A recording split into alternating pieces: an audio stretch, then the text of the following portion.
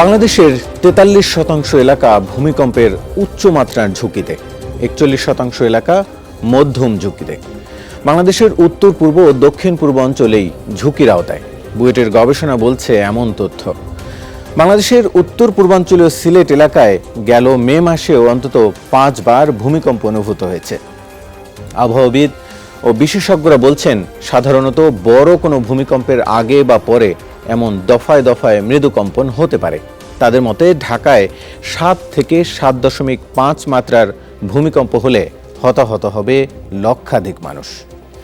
এইসব নানা আলোচনা নিয়ে থাকছে আমাদের আজকের বিশেষ আয়োজন ভূমিকম্প ও বাংলাদেশ। আপনাদের সাথে আছি আমি রাসেল আহমেদ। আজ আমাদের সাথে আলোচনার জন্য যারা উপস্থিত রয়েছেন তাদের সাথে আমরা একটু শুরুতেই পরিচিত হয়ে নিই। রয়েছেন ডক্টর মেহেদি আহমেদ আনসারি, নগর পরিকল্পনাবিদ ও অধ্যাপক, সিভিল ইঞ্জিনিয়ারিং বিভাগ, বুয়েট। এছাড়াও রয়েছেন অধ্যাপক ডক্টর সৈয়দ হুমায়ুন আক্তার, ভূমিকম্প বিশেষজ্ঞ। আরও রয়েছেন ডক্টর ASM মাকসুদ কামাল, অধ্যাপক, দুর্যোগ বিজ্ঞান ও ব্যবস্থাপনা বিভাগ, ঢাকা বিশ্ববিদ্যালয়।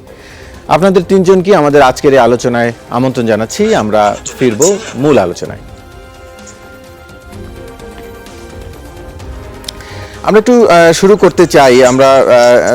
আমাদের যেই পরিস্থিতির কথা আমরা শুরুতেই বলছিলাম, বিশেষ করে ঢাকার যে অবস্থা বা ঢাকার কথা আমরা আপনাদেরই বিভিন্ন সময় করা বিভিন্ন তথ্য উপাত্তের ভিত্তিতে আসলে মানুষ ধারণা করে, আমরাও ধারণা করছি নানান আশঙ্কার কথা। একটু আমি শুরুতে ডক্টর সৈয়দ হুমায়ুন আক্তার স্যারের কাছে একটু জানতে চাইব যে বাংলাদেশে যে ভূমিকম্পের আশঙ্কার কথা বলা হচ্ছে বা বুয়েটের যে গবেষণার কথা আমরা বলছিলাম, যে একটি উত্তর পূর্বাঞ্চলের যে অংশ বা দক্ষিণ পূর্বাঞ্চলের যে অংশটি ভূমিকম্পের আওতায়, সেটি কেমন, কতটা ভয়াবহ হতে পারে বা কি হতে পারে, সেটি নিয়ে যদি আপনি একটু ধারণা দিতেন। জি, ধন্যবাদ এবং শুভ সকাল। ভূমিকম্পের আতঙ্ক নয়, বরং ভূমিকম্পের জন্য গঠনমূলক এবং কার্যকর প্রস্তুতির আহ্বান জানিয়ে আমি আপনার প্রশ্নের উত্তরে যাচ্ছি। আমরা দীর্ঘ 1.5 যুগ ধরে গবেষণা করছি কলম্বিয়া বিশ্ববিদ্যালয়ের সাথে, এবং সেখানে আমরা আমাদের গবেষণায় দেখেছি যে বাংলাদেশের প্রধান 2টা উৎস এখানে রয়েছে, যেখান থেকে বড় ধরনের ভূমিকম্প সৃষ্টি হওয়ার মতো যথেষ্ট শক্তি ভূত্বকের মধ্যে সক্রিয় রয়েছে, সঞ্চিত রয়েছে। একটা হচ্ছে যে ডাউকি ফল, যেটা 350 কিলোমিটার পশ্চিম থেকে পূর্বে এটা বিস্তৃত। এটা যমুনা নদীর থেকে শুরু করে শেরপুর, ময়মনসিংহ, নেত্রকোনা, জামালপুর, সুনামগঞ্জ, সিলেট হয়ে আরো পূর্বে ইন্ডিয়াতে করিমগঞ্জ পর্যন্ত এটা বিস্তৃত। আর একটা হচ্ছে যে আমাদের পূর্বে পাহাড় অঞ্চল রয়েছে, সিলেট থেকে চট্টগ্রাম, পার্বত্য চট্টগ্রাম, এই অঞ্চলে এখানে প্রচুর আপনার বড় মাত্রার ভূমিকম্প হতে পারে। আমরা একটু ডাউকি ফল্টে আসি। যে ডাউকি ফল্টের পশ্চিম প্রান্তে গত 400 বছরে অনেক 7 থেকে 8 মাত্রার অধিক মাত্রার ভূমিকম্প সেখানে সংঘটিত হয়েছে, এবং প্রায় 100 বছরের অধিক সময়ে সেখানে 8.7 মাত্রার ভূমিকম্প হয়, যেটা গ্রেট ইন্ডিয়ান আর্থকুয়েক নামে পরিচিত। এবং সেই সময় জনসংখ্যা কম থাকায় ক্ষয়ক্ষতি সেরকম হয়নি, কিন্তু ঢাকাতে 5 জন লোকের মৃত্যু হয় এবং সেখানে একটা ট্রমা তখন বিরাজ করছিল। অনেকেই রমনা মাঠে তাঁবুতে থাকতেন এবং বুড়িগঙ্গা নদীতে নৌকা বাড়কে তারা থাকতেন। তার 1 বছর আগে 1887 সালে আর একটা বড় মাত্রার ভূমিকম্প ডাউকি ফল্টের পশ্চিম প্রান্তে হয়, যে ভূমিকম্পে ব্রহ্মপুত্র নদী, যেটা ময়মনসিংহ দিয়ে প্রবাহিত হতো, সেই নদীর পরিবর্তিত হয়ে বর্তমান যমুনা দিয়ে চলে আসে। তাহলে দেখেন যে বড় মাত্রার ভূমিকম্প হলে ভূপৃষ্ঠের কি পরিবর্তন হয়। এখন আমরা যেখানে এই যে গত 15 দিন আগে যেখানে সিলেটে খুব মৃদু ভূমিকম্প, অথচ নগরবাসী অত্যন্ত আতঙ্কিত হয়ে পড়েছেন, এবং আপনারা মিডিয়া সোচ্চার, এর জন্য আপনাদেরকে ধন্যবাদ। সেখানে আমরা দেখছি অতীতের যে ইতিহাস, যেখানে গত 500 বছরে বড় ধরনের ভূমিকম্প সেখানে সৃষ্টি হয় নাই। অর্থাৎ যে আপনার অ্যাকুমুলেটেড যে এনার্জি যেটা ওখানে স্টোর হয়ে রয়েছে, সেই এনার্জিটা বের হতে পারে নাই, ওখানে জমা হয়ে রয়েছে। তার মানে ওখানে ভূমিকম্প সামনে বড় হতে পারে। আর একটা হচ্ছে যে আমাদের গবেষণা, যেখানে আমরা দেখছি যে সিলেট থেকে আপনার চট্টগ্রাম পর্যন্ত এই পাহাড়ি অঞ্চলে এখানে যে সাবডাকশন জোন, অর্থাৎ ইন্ডিয়ান প্লেট বার্মা প্লেটের নিচে যেটা তলিয়ে যাচ্ছে, এই পুরা সাবডাকশন জোনে এখানে 8.2 থেকে 9 মাত্রা ভূমিকম্প হওয়ার মতো শক্তি অর্জন করেছে।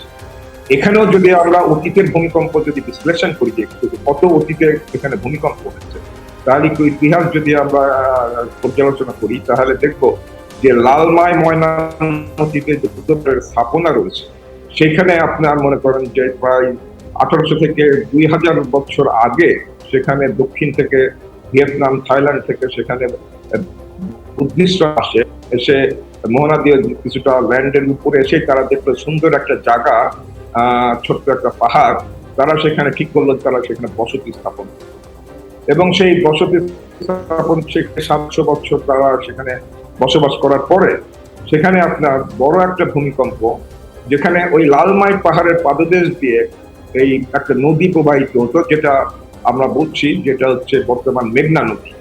সেই নদীটা একটা বড় ভূমিকম্পের কারণে 20 থেকে 40 কিলোমিটার পশ্চিমে সরে আসে, অ্যাভান্স করে, এবং সেটা এখন বর্তমান যে নদীর গতিপথ আমরা দেখছি সেটা।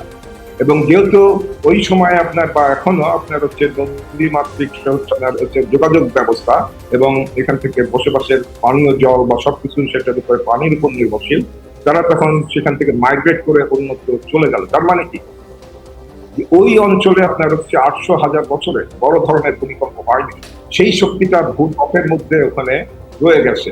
তো সেখান থেকে আমাদের পরিমাপ এবং আমাদের গ্লোবাল পজিশন সিস্টেম, যে কারণে ভূত্বকের মধ্যে আপনার হচ্ছে শক্তি সঞ্চিত হয়, সেটা হচ্ছে প্লেটের গতির উপরে। সেই প্লেটের গতি আমরা জিপিএস গ্লোবাল পজিশনিং সিস্টেম দিয়ে আমরা নির্ণয় করেছি এবং একটা পরিমাপ করেছি যে আপনার এই অঞ্চলে 8.2 থেকে 9 মাত্রা, এবং ডাউকি ফল্টের আপনার পূর্ব প্রান্তে 7.5 থেকে 8 মাত্রার ভূমিকম্প হচ্ছে। এখন প্রশ্ন হচ্ছে, যে পরিমাণ শক্তি আপনার ওখানে সঞ্চিত রয়েছে, এই শক্তিটা কি একবারে বের হবে, না ধাপে ধাপে আপনার বের হবে? আমি এটি নিয়ে আপনার কাছে আবারও ফিরতে চাই। আরো একটি তথ্য যেমন আমরা দেখছি যে বিগত 100 বছরের, আমি একটু সময় দেন, আমি 1 সেকেন্ডের মধ্যে শেষ করে দিব। জি আমাদের যে জি বলুন রয়েছে, জি, এই কাঠামোটাই অন্যান্য দেশে যেখানে আমরা দেখতে পাই, সেখানে এই একই ধরনের যে কাঠামো বিরাজ করছে, সেখানে আমরা দেখছি যে এই যে সঞ্চিত শক্তি, যেটা 500, 1000, 2000, 3000 বছর ধরে সঞ্চিত হচ্ছে ভূত্বকের মধ্যে, সেখানে এই ধরনের কাঠামোতেই যে শক্তিটা নির্গত হয়, বের হয়ে আসে, সেটা হচ্ছে একবারে তার 70 থেকে 80% শক্তি বের হয়ে আসে। তাহলে আমাদের এখানে সেই একই কাঠামো এখানে বিরাজ করছে, সেই যে একবারে বের হবে না, এটা আমরা উড়িয়ে দিতে পারি না। অতএব সেটাকে সামনে রেখে আমাদের আসলে সঠিক প্রস্তুতির দিকে এগিয়ে যেতে হবে। ধন্যবাদ। জি, আমি আপনার কাছে আবারও ফিরছি, কারণ আমরা যেটি দেখলাম যে প্রায় 100 বা 150 বছরের যদি ইতিহাস বিশ্লেষণ করলে দেখা যায় যে বিগত 40 থেকে 50 বছরের মধ্যে ভূমিকম্পের মাত্রাটা অনেক বেশি ছিল। তার মানে কি ধাপে ধাপে ভূমিকম্পের আশঙ্কাটি বাড়ছে কিনা, এটি আপনার কাছে জানতে চাইব। তবে তার আগে একটু আমরা এর প্রভাব সম্পর্কে জেনে আসি। আমাদের সাথে রয়েছেন ডক্টর মেহেদী আহমেদ আনসারী। তার কাছ থেকে একটু জানতে চাইছি যে আরও বেশ অনেক বছর আগের, প্রায় 15-20 বছর আগের একটি গবেষণা, যে ঢাকায় 72,000 ভবন ধ্বংস হয়ে যাবে যদি 7.5 মাত্রার ভূমিকম্প হয়। এটি নিয়ে একটু আপনার কাছ থেকে জানতে চাইছি যে আরো 15-20 বছর আগের গবেষণায় এখনকার পরিস্থিতি কি তার চেয়ে আরো ভালো হলো নাকি আরো খারাপ হলো, কিংবা এই সম্পর্কে আপনি যদি আরেকটু বিস্তারিত বলতেন। ধন্যবাদ আপনাকে। আসলে হুমায়ুন আখতার ভাইয়ের সাথে যদি আমি কথার সূত্রে বলি, উনি যে ভূমিকম্পগুলোর কথা বলেছে, ওগুলো যদি আমরা হিস্ট্রিক্যালি দেখি, যে ধরুন 1897 সালে আমাদের কি হয়েছে, উনি তো নদীর গতিপথ অন্যগুলো নিয়ে কথা বললো, কিন্তু আমাদের ভবনের কিন্তু যথেষ্ট ক্ষতি হয়েছে। 1897 সালে আমাদের ঢাকা শহরে আহসান মসজিদ পার্শিয়ালি কলাপস করে গেছিল। আমাদের নওয়াব সাহেব তখন কিন্তু তাঁবুতে, উনি যেটা বললেন, তাঁবুতে প্রায় 15 দিন অবস্থান করতেন। ঠিক একইভাবে আমরা যদি ময়মনসিংহ এর কথা বলি, দেখা যায় ময়মনসিংহের কাছারি বাড়ি একটা ভেঙে পড়েছে, এবং ওখানে যারা ছিলেন তারা কিন্তু বাসাটা ইভাকুয়েট করেছে এবং অনেকে মারাও গেছে। ঠিক একইভাবে সিলেটে ভবন ধসে গেছে। ঠিক একইভাবে আমরা দেখছি যে অন্যান্য বাংলাদেশের অন্যান্য শহরেও কিন্তু ভবন ধসে গেছে। ইভেন আমাদের যে সোনা মসজিদ, সেটা অধ্যাপক মাকসুদ কামালও জানেন, আমরা একটা গবেষণা করতে যে 2005-এ গিয়েছিলাম এবং হিস্ট্রি আমরা তখন দেখেছি যে ওখানে সোনা মসজিদও পার্সিয়ালি কলাপস করে। ঠিক একে একে আমরা যদি অন্যান্য ভূমিকম্পগুলো দেখি, যে প্রত্যেকটা ভূমিকম্পতে এই যে 7 মাত্রা থেকে 8 মাত্রার ভূমিকম্পগুলোতে কিন্তু আমাদের কিন্তু বাংলাদেশের তখন কিন্তু আপনি বলতে পারেন যে বাসাবাড়ি ছিলই না। ঢাকাতে তখন হয়তো হার্ডলি 10টা পাকা বাসা ছিল। সেই 10টা পাকা বাসার মধ্যে দেখা যাচ্ছে 2টা বা 3টাই কিন্তু ভেঙে গেছে। এখন আমাদের পরিস্থিতি কি? আমরা যদি ওইটাকে বিশ্লেষণ করি, 1897 সালে ঢাকার পাকা বাসা ছিল 10টা বা 15টা, আমাদের পপুলেশন ছিল 1 লাখের মতো। সেই ঢাকায় এখন কিন্তু পাকা বাসা, যদিও আপনি বলছেন সিডিপির গবেষণায় তখন 72,000 খারাপ বাসা পাওয়া গিয়েছিল, কিন্তু সেখানে কিন্তু অত ডিটেল অ্যানালিসিস করা হয়নি। তখন মাত্র 3,26,000 বাসা ছিল ঢাকার ওই 2009-এর দিকে বা 2010-এর দিকে। তার মধ্যে রাফলি 25% বা 30% এবং 72,000 ভবনকে একটা আনুমানিক ভিত্তিতে বলা হয়েছিল যে খারাপ। কিন্তু এখন আমরা দেখছি যে এই যে রাজুকের যে জায়গা, তখন সিটি কর্পোরেশনের জায়গার মধ্যে বিশ্লেষণ করা হয়েছিল, এখন দেখা যাচ্ছে যে সিটি কর্পোরেশন ছাড়াও আমাদের কিন্তু রাজুক এখন বিশাল একটা জায়গা নিয়ে আছে ঢাকা শহরে, এবং সেই শহরের মধ্যে এখন 22 লাখ আমাদের বাসা বাড়ি, 22 লাখ। আমাদের পপুলেশন তখন ছিল 1 লাখ, এখন সেই পপুলেশন প্রায় 2 কোটি, আনুমানিক 2 কোটি। তার মানে বুঝতেই পারছেন। এবং তখন দেখেন, তখন যে ঢাকার অবস্থান, ঢাকা খুব ছোট্ট একটা জায়গা নিয়ে বলা উচিত ছিল অবস্থান করছিল। সেই ঢাকা যদি আমরা বলি 20 স্কয়ার কিলোমিটার, সেই ঢাকা এখন কিন্তু যে সিটি কর্পোরেশন বলি আনুমানিক 300 স্কয়ার কিলোমিটার, আর যদি আমরা রাজুকের এলাকা বলি 1530 স্কয়ার কিলোমিটার। আমাদের 3টা জিনিসের কথা চিন্তা করতে হবে এক্সপোজার হিসেবে চিন্তা করতে গেলে। একটা হচ্ছে আমাদের পপুলেশন বেড়ে 1 লাখ থেকে হয়ে গেছে 2 কোটি। আমাদের তখন পাকা বাসা হয়তো হার্ডলি 20টার মতো ছিল বা 15টা ছিল, এখন সেই পাকা বাসার সংখ্যা হচ্ছে 22 লাখ হচ্ছে টোটাল বাসা। তার মধ্যে যে পাকা বাসায় আমার ধারণা 70% আমাদের যে একটা এস্টিমেশন। আর এরিয়া ওয়াইজ আমাদের জায়গা কিন্তু অনেক বেড়ে গেছে। এখন এরিয়া যখন বেড়ে যায়, তখন যেটা আমাদের একটু মনে রাখতে হবে যে আমাদের তখন ছিল শক্ত মাটির মধ্যে পুরন ঢাকা এলাকা, যেটা আমরা শক্ত লাল মাটি বলি। এখন কিন্তু দেখা যাচ্ছে লাল মাটি ছাড়াও আমাদের অনেক, আমরা জানি আমরা জমি কিনছি আমরা সবাই। অর্থাৎ আপনি যদি গুগল আর্থে যান, দেখবেন যে ঢাকা শহরের প্রায় অনেক জায়গায়, প্রায় 35 থেকে 40% জায়গায় কিন্তু ভরাট করে ফেলছে, অর্থাৎ আমরা বালু মাটি দিয়ে ডোবার নালাকে ভরাট করি। তার মানে তখন যদি আমরা বলি যে আমাদের আর্থকুয়েকের যা ঝুঁকি ছিল, এখন ঝুঁকি কিন্তু কয়েক গুণ বেড়ে গেছে। কারণ টোটাল এস্টিমেশন যেটা বলা হচ্ছে যে আমরা এই 10-12 বছরে আমাদের ভূমিকম্পের ঝুঁকি বা হ্যাজার্ডটা কিন্তু আমাদের কোনো সময় বাড়েনি, এটা মোটামুটি ফ্ল্যাট রেটই থাকে। আমরা যেটা বাড়িয়েছি আমাদের এক্সপোজার লেভেল, অর্থাৎ আমরা খারাপ মাটিতে বাসা তৈরি করছি, আমাদের জনসংখ্যার পরিমাণ বেড়েছে, আমাদের বাসা ঠিকমতো নির্মাণ করছে কিনা সেটা একটা ইস্যু। তো এগুলো সবকিছু মিলে আমরা যেটা বলতে পারি যে গত 10-12 বছর কিন্তু আমরা আরো ঝুঁকির দিকে বেশি চলছি, আমাদের পপুলেশনের কারণে, আমাদের খারাপ মাটিতে বাসাবাড়ি তৈরি করার কারণে। তো এগুলো সবকিছু মিলে আমাদের কিন্তু বাসাবাড়ির এবং বাসাবাড়ি নির্মাণ ক্ষেত্রেও আমরা কি আদৌ বিল্ডিং কোড মেনে চলছি? আমাদের এখানে প্রচুর ল আছে। আমরা মোটামুটি একটা এস্টিমেশন করেছিলাম ওয়ার্ল্ড ব্যাংকের থেকে, আমরা দেখেছি আমাদের ডিজাস্টার ম্যানেজমেন্টকে কেন্দ্র করে আমাদের প্রায় 76টা ল আছে বিভিন্ন ভাবে। আমাদের ডিজাস্টার ম্যানেজমেন্ট অ্যাক্ট আছে, আমাদের বিল্ডিং ভবনের আইন আছে, আমাদের বিল্ডিং কোড। আমরা কয়টা কি ইমপ্লিমেন্ট করতে পারি? আমাদের যেটা দেখছি যে আমাদের আসলে আমি এখানেই থামি, পরে একটু ডিটেইল বিশ্লেষণ করবো। আমাদের আসলে অনেক কাজের স্কোপ আছে। জি, আমি আবারও আপনার কাছে ফিরছি। তার আগে আমরা একটু যেতে চাই, ডাক্তার এস.এম. মাকসুদ কামাল আমাদের সাথে যুক্ত রয়েছেন। একটু জানতে চাইছি যে আশঙ্কা এবং আশঙ্কার কথা আমরা শুনছি, একটু যদি আপনার কাছ থেকে জানি যে আসলে এই দুর্যোগ, এটি তো আসলে এক ধরনের প্রাকৃতিক দুর্যোগই হবে, সেটির জন্য আমরা কতটা প্রস্তুত রয়েছি, বা এই দুর্যোগ মোকাবিলার জন্য যেই অবকাঠামো দরকার বা যেইভাবে প্রস্তুতি নেওয়া দরকার, সেটির ক্ষেত্রে আসলে কতটা আমরা প্রস্তুত রয়েছি?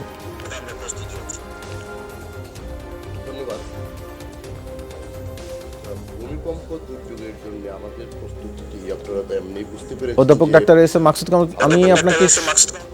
আপনি কি আমাকে শুনতে পাচ্ছেন? শোনা যায় আমাকে এখন?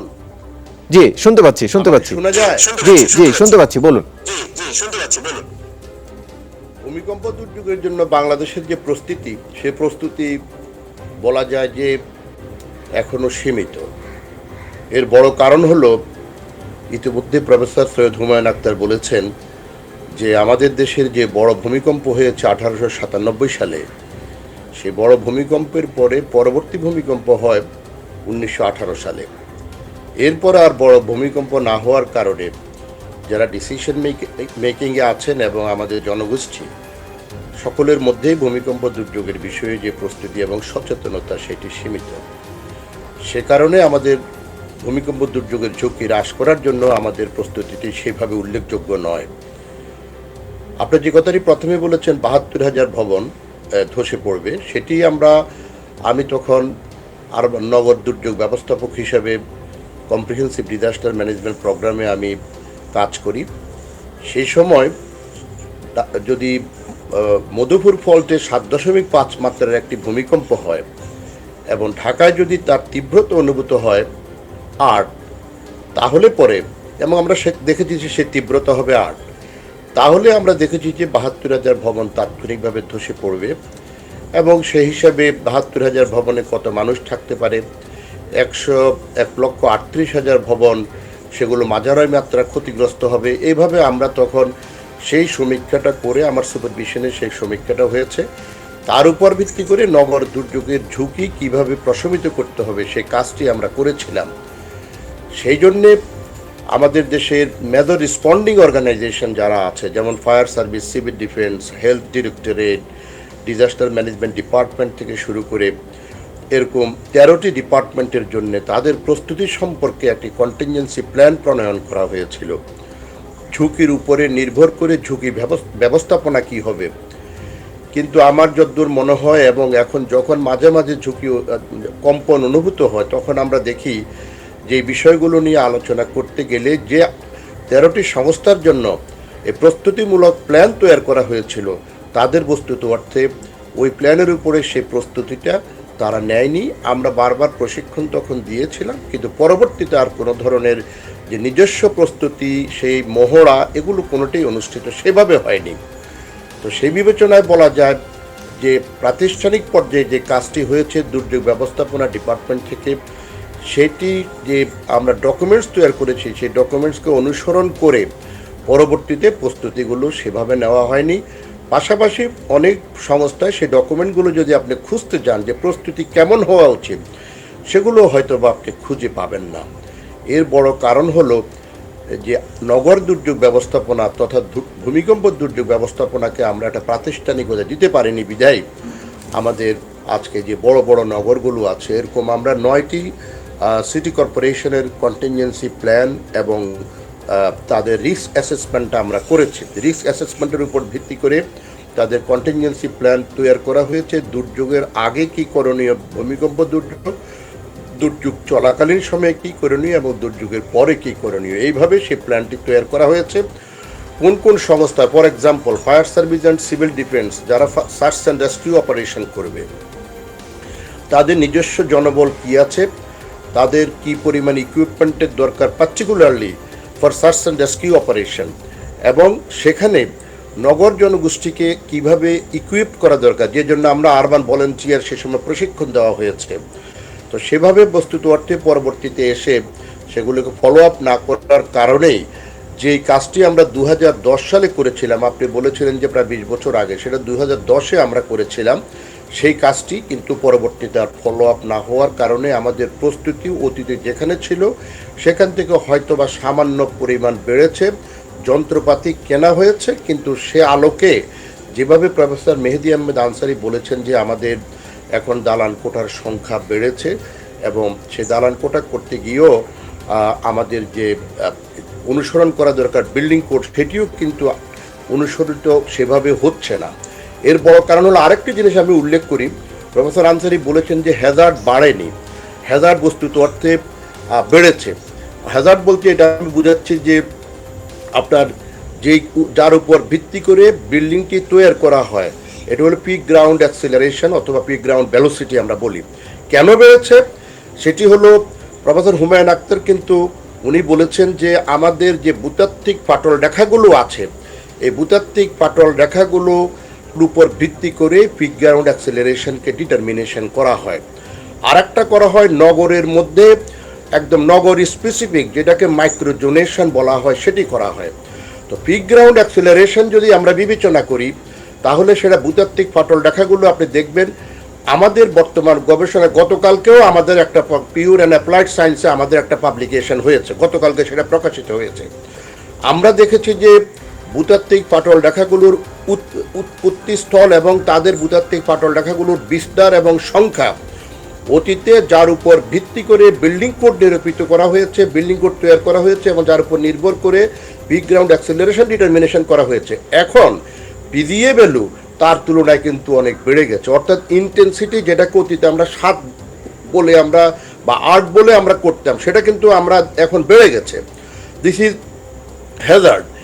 এখন বিল্ডিং কোড তৈরি করতে গেলে পরে তার কিন্তু আবার পরিবর্তনের দরকার। বিল্ডিং কোড এখন থেকে প্রায় 8-10 বছর আগে প্রস্তুতি শুরু করে কিছুদিন আগে সে বিল্ডিং কোড অনুমোদিত হয়েছে। আমি বলবো আগের ধ্যান ধারণা অবসলেট হয়ে গেছে, নতুনভাবে প্রকৃত হ্যাজার্ডকে অন্তর্ভুক্ত করে, এবং তখন যখন বিল্ডিং কোড তৈরি করা হয় ভূতত্ত্ববিদ কিংবা দুর্যোগ বিশেষজ্ঞ যারা, তাদেরকে সংযুক্ত না করে এই বিল্ডিং কোড তৈরি করা হয়েছে। যারা করেছে আমি বলবো ওনাদেরকে ভবিষ্যতে যদি এই কাজ করতে যায় তখন প্রকৃত ভূতত্ত্ববিদ যারা হ্যাজার্ড নিরূপণ করে, যারা ভালনারেবিলিটি নিরূপণ করে, তাদেরকে বাদ দিয়ে অতীতে যে কাজগুলো করা হয়েছে সেগুলো যেন সংশোধনী এনে সেগুলো করা হয়। আদারওয়াইজ আপনি যে ম্যাপ তৈরি করবেন সে ম্যাপে আপনার প্রকৃত অর্থে আপনার সেটা পরিষ্কারভাবে ক্লিয়ার করে না যে আপনার বিল্ডিংয়ের স্ট্রেংথ কী পরিমাণ হবে। তো সেগুলো করার জন্য যাদের যে প্রফেশনালদের অন্তর্ভুক্ত করে এটা করা দরকার সেটি করা উচিত। আরেকটা জিনিস আমি বলি যে আমাদের ঢাকা শহরের অবস্থা, আপনি যেহেতু ঢাকা শহরের বিষয়টা উল্লেখ করেছেন, ঢাকা শহরের যদি আমি তুরাগ, বালু, বুড়িগঙ্গা এবং শীতলক্ষা নদীর মাঝে ঢাকা শহরের যেটি প্রফেসর আনসারি বলেছেন যে রাজুকের এলাকাটা, সেটা বিস্তৃত এলাকা। আমি শুধু এই 4টা নদীর মধ্যখানে ঢাকা শহরের যে অবস্থা সেটি হলো 305 স্কোয়ার কিলোমিটার এরিয়া। সেই 305 স্কোয়ার কিলোমিটার এরিয়ার মধ্যে 65% এরিয়া হলো সফট সয়েল, বাকি 35% এরিয়া হলো যেটাকে মধুপুর সয়েল বলি বা লাল মাটি বলি, এবং যেটাকে প্লাইস্টোসিন 2 মিলিয়ন ইয়ার্স আগে যার জন্ম। এই যে 65% এরিয়াতে সফট সয়েল, সেখানে কিন্তু বিল্ডিং কোডও মানা হয় না, এবং বিল্ডিংয়ের যে বিস্তার, মানুষ বিল্ডিং করছে সে সমস্ত জায়গায় যেভাবে বিল্ডিং হচ্ছে সেখানে এই সফট সয়েলের উপরে, এখানে ভূতাত্ত্বিক হ্যাজার্ড যখন, ভূমিকম্পের হ্যাজার্ড যখন আমরা বলি, একটা বলি গ্রাউন্ড মোশন, আর একটা হলো সয়েল লিকুইফেকশন।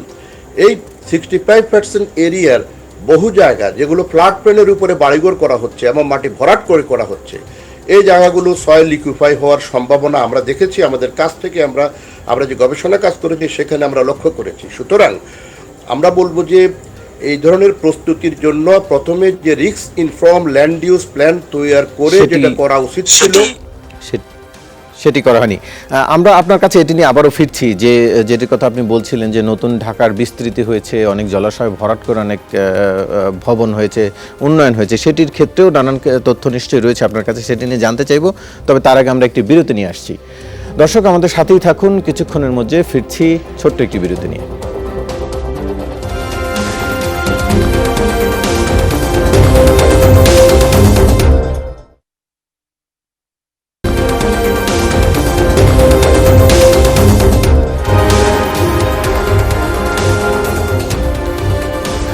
দেখছেন আমাদের বিশেষ আয়োজন ভূমিকম্প ও বাংলাদেশ। আলোচনার জন্য আজ আমাদের সাথে 3 জন অতিথি রয়েছেন। ডক্টর মেহেদী আহমেদ আনসারি, নগর পরিকল্পনাবিদ, অধ্যাপক সিভিল ইঞ্জিনিয়ারিং বিভাগ, বুয়েট। রয়েছেন অধ্যাপক ডক্টর সৈয়দ হুমায়ুন আক্তার, ভূমিকম্প বিশেষজ্ঞ, এবং রয়েছেন অধ্যাপক ডক্টর ASM মাকসুদ কামাল, অধ্যাপক দুর্যোগ বিজ্ঞান ও ব্যবস্থাপনা বিভাগ। আমরা ফিরছি আবারও মূল আলোচনায়। আমরা এই পর্বে শুরুতেই যেতে চাই ডক্টর সৈয়দ হুমায়ুন আক্তার, তার কাছ থেকে একটু জানতে চাইছি যেটি আমরা বলছিলাম বিরতির আগে শুরুতে আলোচনায়, যে আপনার কথার প্রেক্ষিত এসছে বা এই 3 জনের আলোচনার ক্ষেত্রেও এসছে যে আমরা বিগত বহু দিনের বা 150 বছরের ইতিহাস পর্যালোচনা করলে দেখা যায় যে গেল 50-60 বছরে বা 40 বছরের মধ্যে ভূমিকম্পের প্রবণতাটা বেশি ছিল। এটি কি আসলে এই ধরনের কোনো বার্তা দেয় যে আসলে দিনে দিনে ভূমিকম্পের আশঙ্কাটি বাড়ছে, এরকম কিছু, নাকি তথ্যের প্রাপ্যতা আসলে আগে কম ছিল এখন বেড়েছে, সেটি একটু যদি আপনি বলতেন। না, এটা একটা সুন্দর প্রশ্ন করেছেন যে আপনার একটা তথ্য, আগে তো আমাদের এই যে ভূমিকম্প পরিমাপের যে সেসমোমিটার, এটার তো সংখ্যা কম ছিল। এখন আমাদের প্রচুর সেসমোমিটার আশেপাশের দেশে, এবং আমাদের নিজস্ব, আমাদের কলম্বো বিশ্ববিদ্যালয় এবং সিঙ্গাপুরের সাথে যে আমাদের যে নেটওয়ার্কিং হচ্ছে, কোলাবোরেশন, 60 সেসমোমিটার আমাদের বাংলাদেশের সিলেট এবং চট্টগ্রাম অঞ্চলে রয়েছে। তো সেখানে যে আমরা যে আউটলুক, যে ক্যাটালগ যেটা দেখছি, তাতে দেখছি যে হ্যাঁ, ছোটখাটো 1, 2, 3 মাত্রার ভূমিকম্প অসংখ্য এই সিলেট চট্টগ্রাম অঞ্চলে এটা রয়েছে।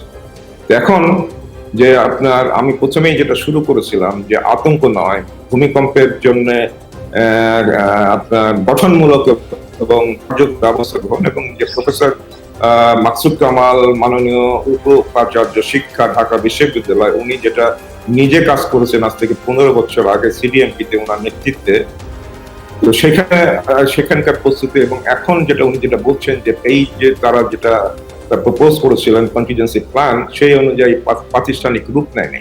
তার পিছনের একটা কারণ যে গত 100 বছর যে আমরা বড় ভূমিকম্প আমরা দেখি না, এই জন্য সরকারও সেখানে কোনো গুরুত্ব দেয় নাই। এখন আপনি যেটা বলছেন এই যে ভূমিকম্প এবং গত 15 দিন আগে যে ছোটখাটো ভূমিকম্প, এটা আমি শুরুতে যেটা বলেছি যে বিপুল পরিমাণ শক্তি যেটা আপনার সঞ্চিত হয়ে রয়েছে, যেটা বের হয় নাই, এই শক্তিতে এক সময় বের হতেই হবে, আজ হোক কাল হোক বা আগামী 100 বছরেই হোক। এখন এই যে আপনার বলছেন যে গত 50 বছরে যে ভূমিকম্প বা আমাদের ক্যাটাগরি যে আমরা দেখছি যে প্রতিনিয়ত এই অঞ্চলগুলোতে ভূমিকম্প হচ্ছে, যেটা হয়তো পত্রিকায় আসছে না, এইটাই হচ্ছে আপনার সেই বড় শক্তি বের হওয়ার প্রবণতার লক্ষণ। এখন আমি এখানে এইটাকে বাদ দিয়ে আমি আমার সেই প্রস্তুতির কথা বলি যে প্রফেসর মাকসুদ কামাল যে জিনিসটা বললেন যে প্রাতিষ্ঠানিক রূপ নেয় নাই, আমাদের অনেক সমস্যা, রাজনৈতিক সমস্যা, পারিবারিক সমস্যা, ব্যক্তি সমস্যা, সামাজিক সমস্যা তো রয়েছে, এবং আমাদের দেখতে হবে আমরা কোন সোসাইটিতে বসবাস করছি, আমাদের সোসাইটির মাইন্ডসেট কি, এবং এই যে কার্যকর, আমি যে শব্দটা ব্যবহার করলাম যে আমাদের প্রস্তুতিটা কার্যকর করার জন্য কি দরকার, এখানে আমার একটা চিন্তা ভাবনা রয়েছে যে আমরা যদি এই যে আমাদের তরুণ সমাজ এবং শিশু থেকে তরুণ সমাজ যে আমরা যে গেমস, মোবাইল, স্মার্টফোন গেমে যে আসক্ত, ড্রাগ অ্যাডিকশনের থেকে যেটা মারাত্মক বলা হচ্ছে, যেটা হচ্ছে ডিজিটাল অ্যাডিকশন, আমরা সেটাকেই যদি আমরা ব্যবহার করি সেই তরুণ সমাজকে, যে আমরা যদি এই ভূমিকম্প বা যে কোনো প্রাকৃতিক দুর্যোগের আপনার প্রস্তুতির খেলা এরকম যদি করি এবং বিভিন্ন ধাপ ধাপে, এটা শুধু ভূমিকম্প না, আপনার এই যে আপনার যে লাইটিনিং হচ্ছে, বজ্রপাত, বুঝতে পারছি। আমি এটি নিয়ে আবার আপনার কাছে ফিরছি। আমরা একটু যেতে চাই এই সময় ডক্টর মেহেদী আহমেদ আনসারী, তার কাছ থেকে একটু জানতে চাইছি যে ভূমিকম্পের যে আশঙ্কার কথা আপনারা বলছিলেন, ভবন নির্মাণ বা উন্নয়ন তো আসলে একটি চলমান প্রক্রিয়া, এটি হবেই। সেই ক্ষেত্রে উন্নয়নের ক্ষেত্রে বা ভবন নির্মাণের ক্ষেত্রে ভূমিকম্পের এই আশঙ্কা বিবেচনায় নিয়ে কি পরিবর্তন আনা উচিত বা কেমন হওয়া উচিত বাংলাদেশ তথা ঢাকার ভবন, বা যে ঢাকায় যেহেতু আসলে বেশি সুউচ্চ বা বহুতল ভবন হচ্ছে, সেই ক্ষেত্রে এখানকার কেমন হওয়া উচিত? আবার ধন্যবাদ আপনাকে। আসলে দেখেন, ওনার যে কথাগুলো বলেছে হয়তো ঠিকই আছে, খালি একটা জিনিস বোধহয় মিসিং হচ্ছে যে আসলে বিল্ডিং কোড একটা সম্পূর্ণ গাইডেন্স কিন্তু আমাদের ওখানে খারাপ মাটিতে যদি ভবন নির্মাণ করতে হয় কি করতে হবে সেটা ওখানে বলা আছে, এবং আমরা ইঞ্জিনিয়ারিং এটা পড়াই। অর্থাৎ আমরা যদি বলি যে ঢাকার মাটি হচ্ছে 65% খারাপ, অর্থাৎ কিন্তু সেখানে যে বাসা বাড়ি বানানো যাবে না সেটা কিন্তু না। আর হ্যাজার্ডের ব্যাপারটা যেটা হচ্ছে যে হ্যাজার্ড কিন্তু সবসময় পরিবর্তন হয়, এটা সত্যি। তো আমাদের নতুন বিল্ডিং কোড যেটা, এটাকে অনেক বেশি হিসেবে চিন্তা করা হয়েছে। আমাদের আগের বিল্ডিং কোড, আমি যেহেতু ওনার টেকনিক্যাল টার্ম ইউজ করছি, আমি টেকনিক্যাল টার্মটা একটু ব্যবহার করি। আমরা আগের বিল্ডিং কোডে ছিল 23% প্রবাবিলিটি, একটা বিল্ডিং এর যদি ডিজাইন লাইফ হয় 50 বছর, সেখানে 23% প্রবাবিলিটি ছিল 8। এখন আমরা যেটা করছি, আগে 23% জায়গায় এখন 2% করে দিয়েছি, 2% 50 ইয়ার্স। এটা মানে কিন্তু বিশাল ব্যাপার। আগে ছিল মাত্র 200 বছর রিটার্ন পিরিয়ড ধরে, এটা আমি যদি মাত্রা হিসেবে বলি, আর এখন হচ্ছে 2450 বছর। তার মানে যত বড় ইয়ার হবে তত ঝুঁকিটা অনেক বেশি, তত আর্থকুয়েকের শক্তি অনেক বেশি আমরা কনসিডার করি। তার মানে দেখা যাচ্ছে 93 সালের বিল্ডিং কোডে আমাদের ছিল 200 বছর রিটার্ন পিরিয়ড ধরে করা। এখন যেটা আমাদের 2020-এ যেটা আমাদের গেজেট হলো, অর্থাৎ এই বছরে 11 ফেব্রুয়ারি পাবলিশ হয়েছে, সেখানে আমরা 2400 বছর, এবং আমরা তার মানে বিল্ডিং কোডে কিন্তু ঠিকই আমাদের যেই জিনিসগুলো ধরার কথা সেগুলো আমাদের ধরেছি, কিন্তু প্রবলেমটা যেটা, এটা এনফোর্স হচ্ছে কিনা, অর্থাৎ সরকারের দিক থেকে এনফোর্স করতে হবে। আমরা যেরকম ট্রাফিক আইন মেনে চলি না, ঠিক বিল্ডিং কোডে যদি একই ব্যাপার, আমরা কোনো বিল্ডিং কোডের আইনই মেনে চলি না। সাথে সাথে আরেকটা যোগ হয়েছে, দেখেন আমাদের নতুন বিল্ডিং নিয়ে আমরা বিল্ডিং কোডের কথা বলছি, what about the existing building? Existing building এর ক্ষেত্রে বিল্ডিং কোড একেবারেই আমাদের দরকার নেই।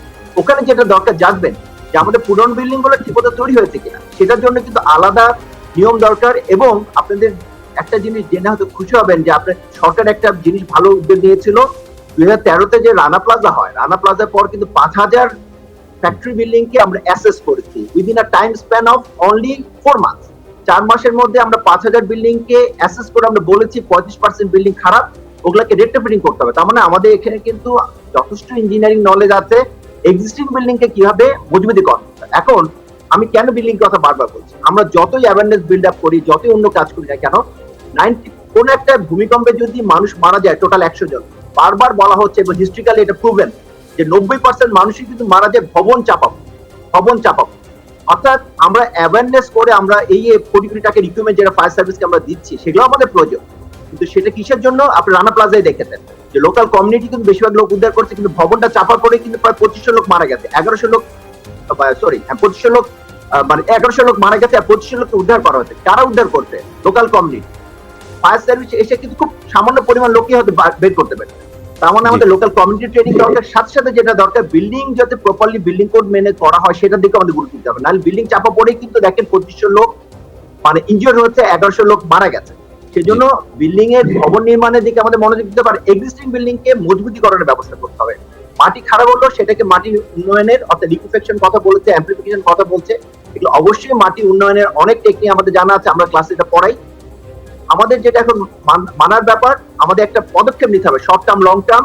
ঢাকায় যে এই যে 5 লাখ বাসা আছে যেগুলো হচ্ছে আমরা বলছি পাকা দালান, সেই পাকা দালান গুলো অ্যাসেসমেন্টের পদক্ষেপ এখনই নিতে হবে। আমাদের সময় নেই। আমরা যদি ধরে নিই হুমায়ুন আক্তার ভাই যেটা বলছিলেন যে আমাদের কত এখন 5 বছর পর আটকে হবে, হয়তো কালকেও আসতে পারে, বাট আমরা যদি ধরে নিই আমাদের 5 বছর সময় আছে, আমাদের short term long term planning এর মধ্যে অ্যাওয়ারনেস বিল্ড আপ যেমন করতে হবে, ভবনগুলোকে নিশ্চিতকরণ করতে হবে তারা সেগুলো যেন ভূমিকম্প সহনীয় হিসাবে করি, যদি না হয়ে থাকে সেটা করে দিতে হবে।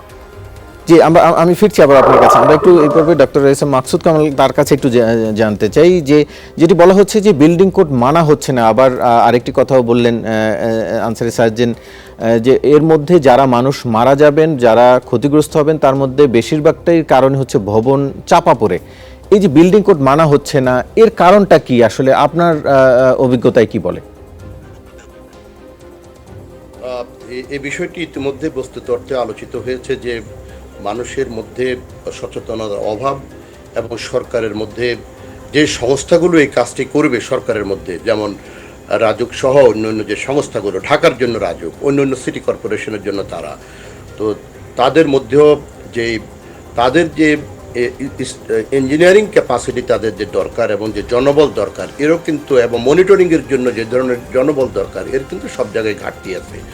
সে সমস্ত কারণে কি এই বিল্ডিং কোডকে আমরা বস্তুত অর্থে বাস্তবায়ন করা সম্ভব হচ্ছে না, এবং এটা সহজও নয়। আর বড় কারণ হলো যারা বস্তুত অর্থে আজকে নগদ বাড়ানোর জন্য যে যারা কাজ করে, বিভিন্ন ধরনের কোম্পানি আছে যারা মাটি ভরাট করে বিল্ডিং আজকে বিভিন্ন ধরনের হাউজিং স্টেট এরা তৈরি করছে, তারাও কিন্তু এই বিষয়গুলো সম্যক অবগত আছে বলে মনে করি না।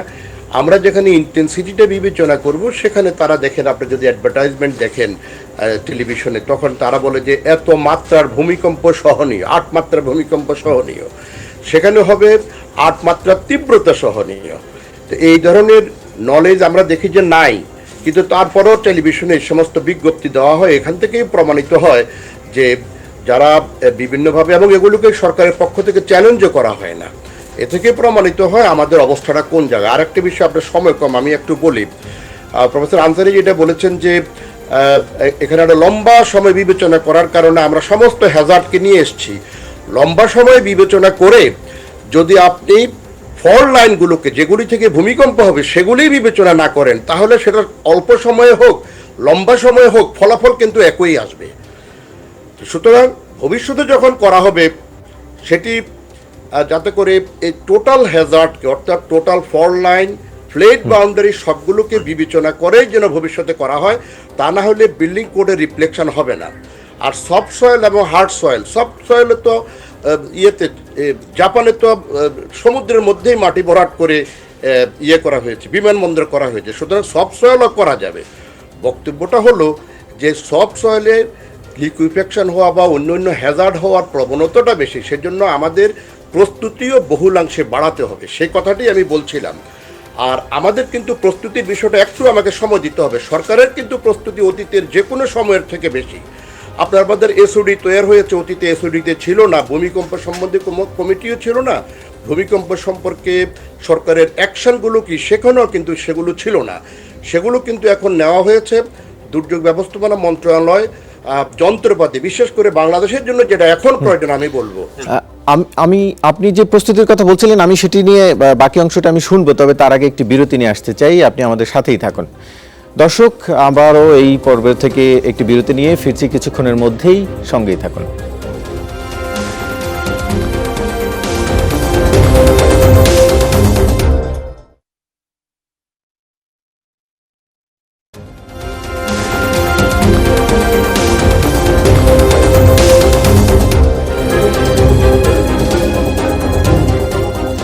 দেখছেন আমাদের বিশেষ আয়োজন ভূমিকম্প বাংলাদেশ। আমরা ফিরছি মূল আলোচনায়। আমরা এই পর্বে যেতে চাই, আমাদের সাথে রয়েছেন ডাক্তার এস.এম. মাকসুদ কামাল। তার কাছ থেকে একটু জেনে আসি, আপনি যে প্রস্তুতির কথা বলছিলেন, কি কি প্রস্তুতি নেওয়া উচিত সে বিষয়েও একটু জানতে চাই, যে ভূমিকম্পের এই দুর্যোগ মোকাবিলার ক্ষেত্রে কি কি প্রস্তুতি নেওয়া উচিত আসলে। ধন্যবাদ।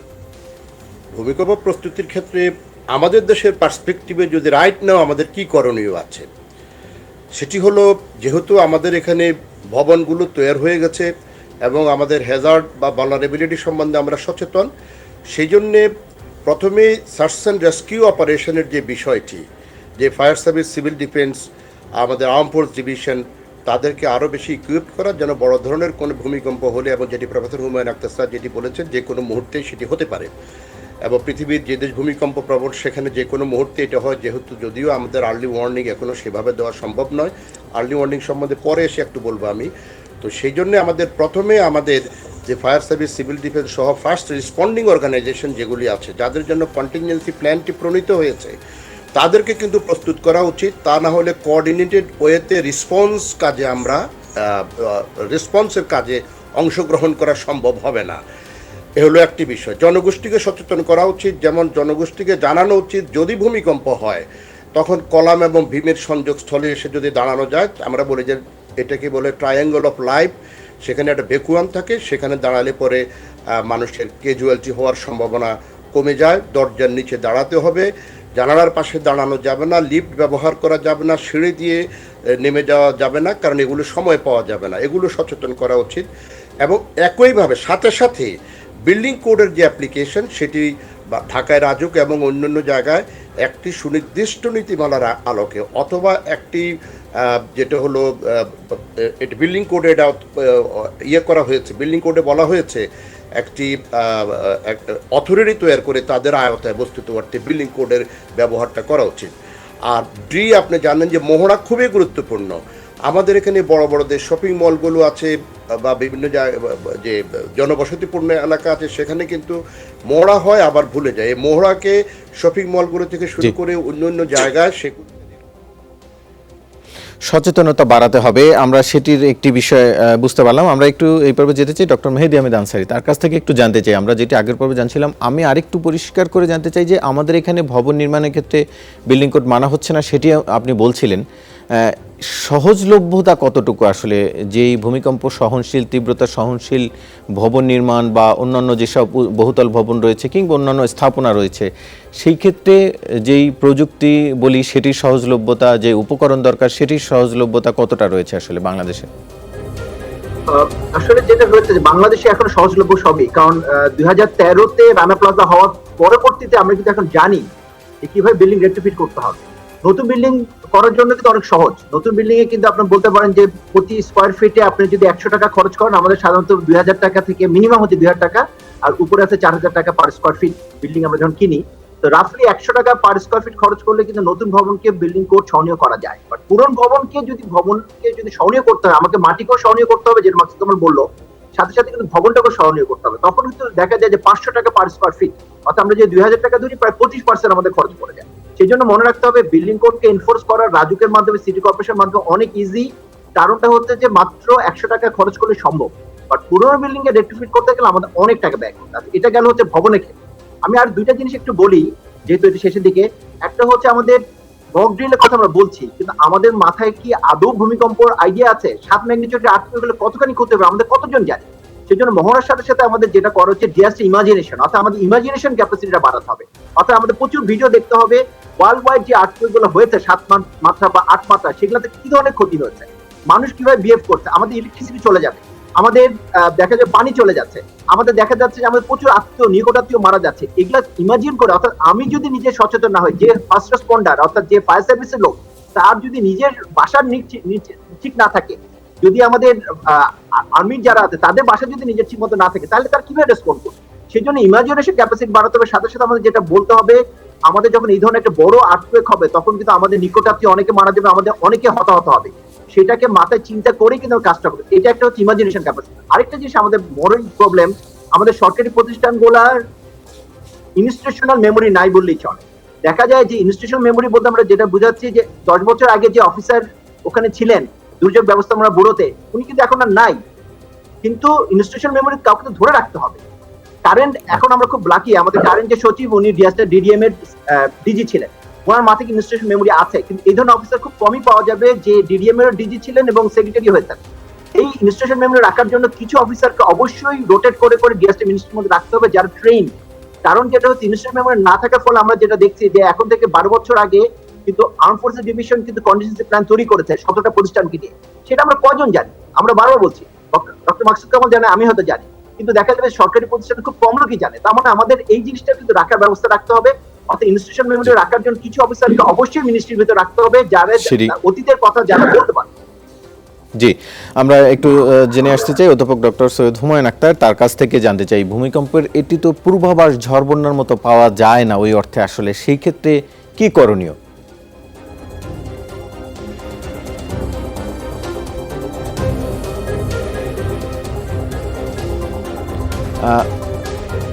সৈয়দ হুমায়ুন আখতার, আপনি একটু আবার আমরা শুনতে পাচ্ছি না, আপনি একটু আনমিউট করে কথা বললে আমরা শুনতে পাবো আশা করি। জি হ্যাঁ, জি শুনতে পাচ্ছি, বলুন। হ্যাঁ, আপনি যে প্রশ্নটা করলেন, ভূমিকম্পের যে আগাম অন্যান্য প্রযুক্তিগুলোর মধ্যে এটা দেওয়া সম্ভব নয়, তবে আমরা কোন এলাকায় ভূমিকম্প হবে এটা আমরা সুনির্দিষ্ট ভাবে বলতে পারি। আর ইদানিং যে একটা গবেষণা চলছে প্রফেসর মাসুদ কামালের নেতৃত্বে চায়নার সাথে একটা আমরা গবেষণা বিশ্ববিদ্যালয় চালাচ্ছে, যে সেখানে আপনার আগের থেকে কিভাবে ভূমিকম্প পাওয়া যেতে পারে, সেটা হচ্ছে অনেক গবেষণার বিষয়। কিন্তু আমাদের তো আসলে আমাদের যে বিষয় দুটা প্রফেসর মাকসুদ কামাল, প্রফেসর আনসারী যেটা আলোচনা করতেন, যে এই যে আপনাদের বিল্ডিং কোড, তারপরে এই যে ভূমিকম্পের প্রস্তুতি, ভূমিকম্পের পূর্বে, ভূমিকম্পের সময় কিভাবে রেসপন্স করবে, এবং বিভিন্ন যে আইন হচ্ছে সেগুলো কেন আপনার ইমপ্লিমেন্ট হচ্ছে না বা পিপলকে গ্রহণ করছে না, এই জিনিসটা, এই সামাজিক যে আমাদের জিনিসটা, সেই জিনিসটা আসলে আমাদেরকে খতিয়ে দেখতে হবে। আমাদের এমন একটা কার্যকর ব্যবস্থা পদ্ধতি আবিষ্কার করতে হবে বা বের করতে হবে যাতে এই জিনিসগুলা আমার সাধারণ মানুষ আনন্দের সাথে গ্রহণ করে, এইরকম পদ্ধতি। সেই জিনিসটাই আমি বলার চেষ্টা করছিলাম, যেখানে আপনি থামিয়ে দিলেন।